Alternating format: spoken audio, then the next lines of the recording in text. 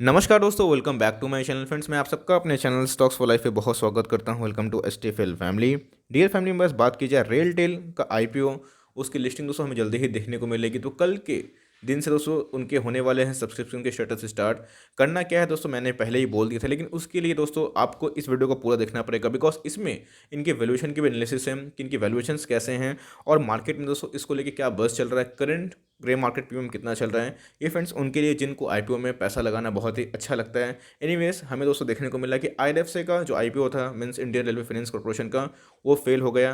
क्यों दोस्तों? तो लिस्टिंग नहीं मिली, but overall stock is very good. और मार्केट में मोनोपोली जितने भी सेक्टर है फ्रेंड्स, बात की जाए तो उनमें से एक आता है। तो रेलटेल का बिजनेस फ्रेंड्स क्या है और इनके अभी जीएमपी कितने चल रहे हैं, वैल्यूएशन वाइज कैसे हैं अपने पीयर्स से, क्योंकि दोस्तों आपको पता है कि डायरेक्टली लिस्टेड कोई पेयर्स इनके लिए लाइक है नहीं जिससे हम कंपेयर करें, बिकॉज ये सरकारी कंपनी है।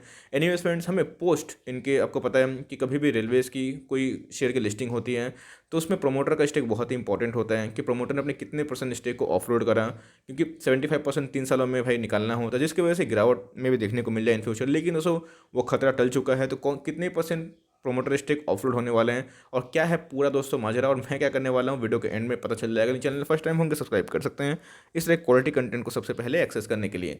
Now without delaying any further time, let's begin. तो गाइस, आप हेडिंग ही पढ़ सकते हैं, the government plans to sell 27.2% stake in RailTel corporation of India, it's wholly owned telecom infrastructure undertaking through an initial offer for sale. इसका मतलब दोस्तों 25% से ऊपर गवर्नमेंट ने अपने स्टेक का सेल करने का ऐलान कर दिया है दोस्तों। और ये बहुत ही अच्छी बात है, क्योंकि अगर 75% ऑलरेडी हो जाते हैं तो हमें फर्दर कभी भी ओएफएस की वो न्यूज़ की जो डर है दोस्तों वो नहीं रहता है। इसका मतलब अब सेफ साइड में जा सकते हैं। यस, कभी दोस्तों और भी अपने स्टेक को सेल कर सकते हैं, लेकिन जो मैंडेटरी वाला होता है कि अभी के अभी सेल करना पड़ेगा, मीन्स 3 सालों में अगर वो लिस्टिंग होनी है दोस्तों, तो इधर पे हमें 75% से नीचे देखने को मिल रहा है, जो अपने में ही वेलकमिंग वाली बात है। आगे दोस्तों अगर पढ़ें तो रेलटेल क्या करती है, is a public sector PSU under the administrative control of the ministry of railways. It provides telecom infrastructure including national long NLD, internet services, data center, and other related services. It operates an optic fiber networking covering 59,000 route kilometer across 5929 railway station in the country. Friends, business में बहुत ही दम दिखाई पड़ रहा है, क्योंकि आपको पता है कि डेटा सेंटर, इंटरनेट सर्विसेज, जितने भी रेलवेज प्लेटफॉर्म में आप देखते हैं, रेलवे सेंटर्स में देखते हैं जहाँ पे वो लोग यूज़ करते हैं, रेलवे के ऑफिस में जो यूज़ होते हैं, सारे दोस्तों इन्हीं के ही वो सर्विस होते हैं। इसका मतलब जो ऑप्टिक फाइबर में दोस्तों काम कर रहे हैं, और देख सकते हैं कि रूट कितना तेज़ी से बढ़ रहा है, और आने वाले टाइम में दोस्तों ये आशा कर सकते हैं कि ऑप्टिक फाइबर का जो रूट है वो और तेज़ी से बढ़ेगा, जो बिजनेस को और भी मजबूत बना देता है। तो गाइस, हमने क्या देखा, हमने ये देखा है कि गवर्नमेंट ने कितना परसेंट स्टेक सेल करने का प्लान कर लिया है। दूसरा फ्रेंड्स, इनके बिजनेस मॉडल कैसे हैं, क्योंकि मैंने पहले भी इसको कवर किया है। अब दोस्तों ये बहुत इंपॉर्टेंट है कि इनके वैल्यूएशन कैसे हैं, क्या ये ओवर वैल्यूड है, क्या ये महंगा है या फिर सस्ता है। दोस्तों देख सकते हैं कि based on FY22 financials, the company demands a price to earning P/E multiple of 21.4. Its enterprise EV value is 4 times the earning before interest, tax, depreciation and amortization EBITDA। तो अगर आप दोस्तों कंपेयर करें तो भाई 20-21 के पी पे available दिखाई पड़ रहा है, जो अपने में बहुत बड़ी नहीं है। अगर आप इसको मोनोपोली क्रिएट करने के क्षेत्र में देखें फ्रेंड्स, कि एक मोनोपोली क्रिएशन क्षेत्र में काम करती है, तो इतनी कोई हाई फाई कोई 200-300 के पी पे अवेलेबल नहीं है। 20-21 कोई बहुत बड़ी नहीं होती, लेकिन देखना बनता है कि इनके पीयर्स क्या कर सकते हैं।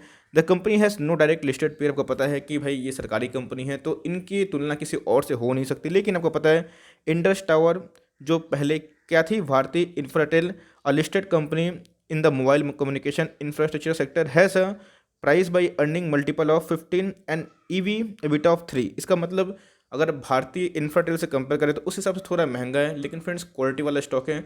ऐसा मैं क्यों बोल रहा हूँ गाइस, हम लोग को पता है कि बात की जाए भारतीय एयरटेल की, बात की जाए वोडाफोन आइडिया की, या बात की जाए किसी की भी, तो भाई एक टेलीकॉम सेक्टर को चलाने में, एक इंटरनेट सर्विसेज को प्रोवाइड करने में बहुत रुपया का खर्चा होता है दोस्तों। तो उधर पे बहुत ऐसे लोग हैं जो रेवेन्यू भी ठीक ठाक कमा लेते हैं, उसके बाद ये प्रॉफिट दर्ज नहीं करते। लेकिन दोस्तों कंपनी की बात की जाए तो रेवेन्यू सब रुपीज़ इन मिलियंस हैं। 10,000 से कितने हो चुके हैं, 11,660 रुपीज़ इन मिलियंस। इसका मतलब रेवेन्यू में जम दिखाई पड़ रहा है। और फ्रेंड्स साथ साथ में इनके प्रॉफिट में भी जम देखने को मिले, जो पहले कितने थे 1340, अभी कितने हो चुके हैं 1410। इसका मतलब कंपनी एक प्रॉफिट मेकिंग है, और कंपनी में कोई भी तरह का डेंट नहीं है, बिकॉज गवर्नमेंट का बैकअप है भाई। गवर्नमेंट हमेशा इनको पैसे देते रहते हैं, तो कोई चाप वाली बात नहीं है। तो आप इससे भारतीय इंफ्राटेल को कंपेयर नहीं कर सकते, पहले जाना जाता था। उस हिसाब से वैल्यूएशन ठीक ठाक रीजनेबल दिखाई पड़ रहे हैं। गाइस जो इन्फॉर्मेशन वाली बात है वो आपको जो जानने वाली है, तो भाई 16 से स्टार्ट हो रहा है कल के दिन, आज है 15, इसका मतलब 18 ख़त्म हो जाएगा। 16, 17, 18 आपके पास 3 दिन का समय है। 93 और 94 की दोस्तों प्राइस देखने को मिल रही है, जो बहुत ज़्यादा नहीं दिखाई पड़ रही है। मार्केट साइज़ की बात की जाए, मार्केट लॉट की, तो भाई एक लॉट में आपको पता है जो अप्लाई करना होता है वो 155 शेयर्स आप अप्लाई कर सकते हैं, जो ठीक ठाक दिखाई दे रहा है। अब दोस्तों कुछ और महत्वपूर्ण डेटा है जहाँ पे आपको जानना बहुत ही इंपॉर्टेंट है। आप देख सकते हैं कि 18 को क्लोज हो रहा है, आपको 23 तारीख को समझ में आ जाएगा कि आपको मिला है या फिर नहीं मिला है।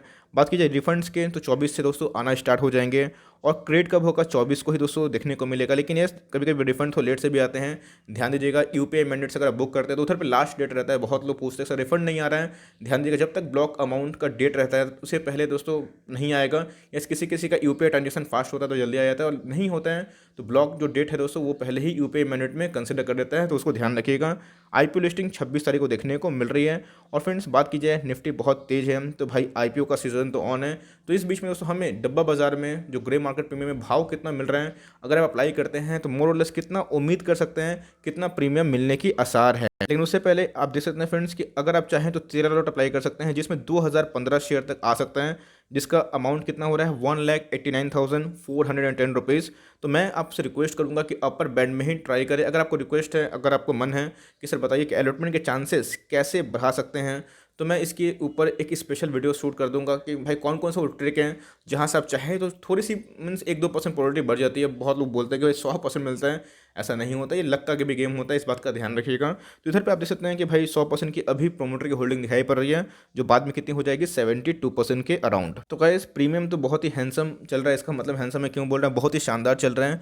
45 के लगभग दिखाई पड़ रहा है, इसका मतलब अगर आप रफली देखें तो 93 रुपये का लगभग दिखाई पड़ रहा है। क्या दोस्तों इनके प्राइस मीन्स 93-94 रुपये आप कंसिडर कर सकते हैं, 100 के नीचे ही है। तो उस हिसाब से 45, इसका मतलब दोस्तों आप रफली मीन्स मोर और लेस 49 to 50% आप उम्मीद कर सकते हैं कि आपको प्रीमियम के आसार हैं, जो कि दोस्तों गारंटी तो होते नहीं है, लेकिन अमूमन यही चांसेस हैं कि लिस्टिंग दोस्तों हमें इसी बीच में देखने को मिलेगी। तो भाई मेरा क्या वर्डिक्ट है, एकदम दोस्तों अप्लाई करना है, बिकॉज आपको पता है कि न्यूरेका का आईपीओ की जो जो सब्सक्रिप्शन का स्टेटस है Day 1 आज स्टार्ट हो चुका है।